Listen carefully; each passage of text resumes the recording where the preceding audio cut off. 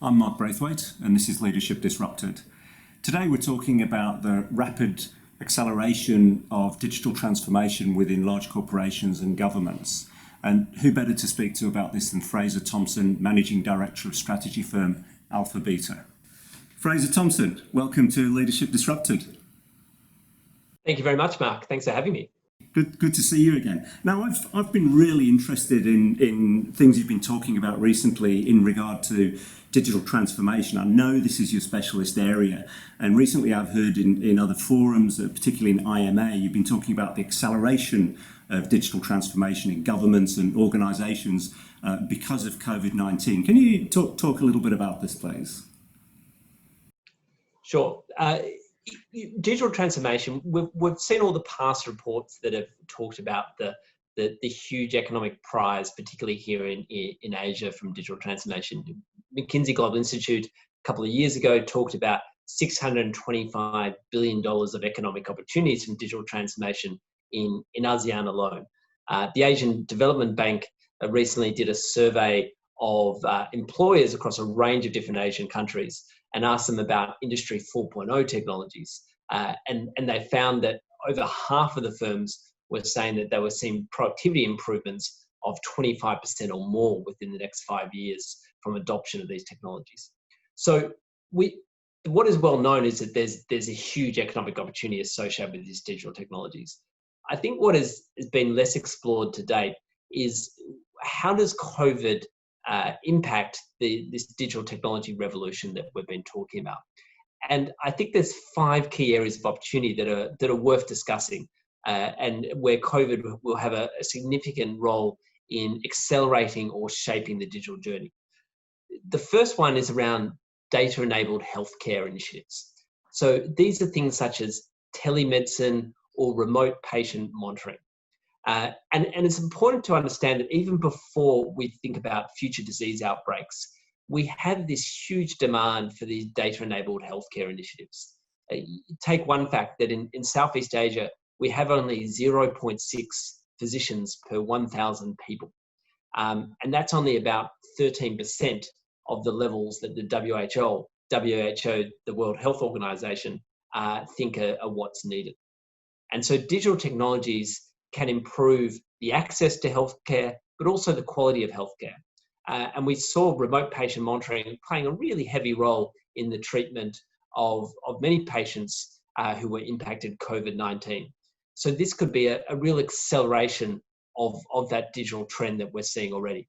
And the economic prize is big. Remote patient monitoring alone has been estimated by Temasek to be worth potentially $115 billion by 2030. The second area is around automation, and particularly automation of manual tasks. We saw by necessity, because of COVID-19, that a lot of firms had to automate tasks that were previously manually done, just simply because a lack of workforce. And so this is basically accelerating a trend that we saw pre-COVID. Now, this obviously creates a huge societal challenge, which I can talk about later, but there is a significant benefit and saving from a firm efficiency standpoint. And combined with the fact that robotics is improving at such a rate that things like robotic hands are becoming much more dexterous by the day, and the algorithms they're using have been better capable of distinguishing between objects, making them better able to work in very tight, confined spaces, means that we'll see much more accelerated automation of these manual tasks. The third area is around rethinking supply chains. And again, even before COVID, we had a huge amount of wastage and inefficiency in our supply chains in Asia. If you take food waste alone, roughly $115 billion of losses could be avoided in food waste in Asia. So there's a huge range of technologies that can play a role here, from Internet of Things to blockchain technology. And we're starting to see firms really start to develop solutions to improve the efficiency of supply chains. To give you one example, we've seen companies like CombiWorks that match supply and demand and manufacturing capacity. Another firm, Cargomatic, connects shippers with local truckers to improve the utilization of their capacity. So this is another area to watch that we're really being given sort of a push along by the COVID crisis. The fourth area is around e-commerce, which is an obvious one, but due to self-isolation, we saw consumers not visiting physical stores, but increasingly shopping online. And they were doing that previously, but just the uplift that we've seen is what one of the CEOs I spoke to said, we've moved forward in 3 months what would normally take 2 to 3 years in typical times. And we're seeing a range of interesting companies that are doing well in this area. So one company, BringOz, for example, is helping fixed retailers move into the e-commerce space with a whole range of third-party solutions. Then the last area is around digital collaboration and entertainment. So we've all got very familiar with using different digital tools, whether it's Zoom or various other voice over IP and video conferencing technologies. But I think this is going to be the start of a much broader trend. Things like virtual reality and augmented reality. I think we're going to start to see more of these technologies take hold much sooner than we thought pre-COVID, as people maybe get a bit more reluctant to go out and instead use these technologies to do virtual visits to places which they cannot do because of travel restrictions, or they may be more reluctant to do because of the COVID crisis. So those are 5 areas I think are useful for companies to watch. Yeah, fascinating. But if for the CEOs watching this video, how does this change their to-do list?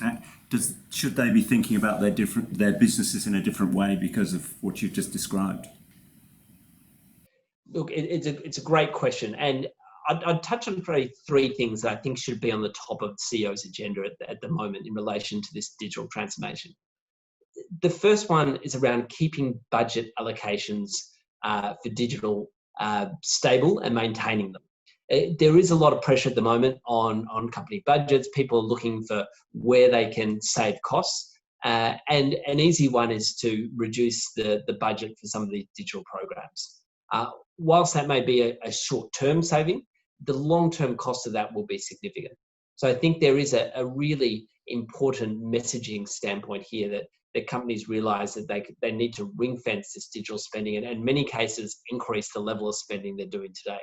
A survey that we did previously of companies operating across Asia found that most of them are not spending enough and not spending in the right way to really create an integrated digital system that they're going to need for their operations going forward. So that would be the first one.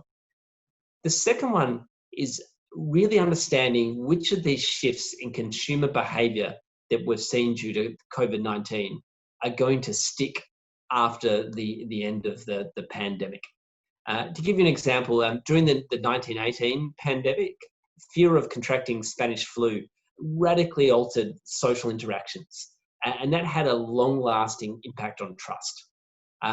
So the question is, how's this going to play out post-COVID? Will we see consumers continue to prefer automated services rather than face-to-face interactions? And what are the other aspects of consumer behaviour that may start to be maintained beyond the pandemic? I don't have all the answers to that, but I think it's a crucial area that businesses are going to explore. And then the third one is really about the shift of the social contract. There's been huge pressures, obviously, on unemployment. Some of the trends I talked about earlier about increased automation of manual jobs, again, is going to put pressure on jobs. And this is going to create a huge challenge on inequality, where we see high-income workers, often in white-collar jobs, able to work relatively productively in a self-isolation versus workers in sort of more blue-collar manual jobs that are much more on the front line of impact. And businesses are really going to have this on their radar more than they have in the past. Governments are going to be coming to them to help solve the problem. Government budgets are going to be stretched. The expectations are going to shift as well. So even more so than in the past, the CEOs are going to have this kind of social contract and understanding of what they're doing to address these challenges much more in their minds than it has been in the past. Fascinating. Fraser Thompson, thank you. I'm looking forward to our next interview where we'll discuss ASEAN. Right. Thank you, Mark.